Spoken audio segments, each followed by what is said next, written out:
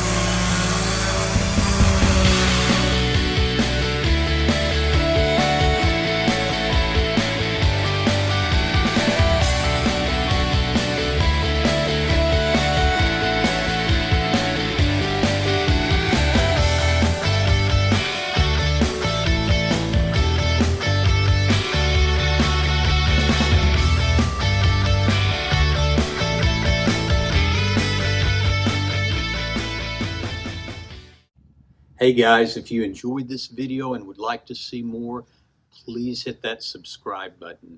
Also, check us out at loghomeresources.com, where you'll find a lot more information just like this to help you with your log home. Thank you.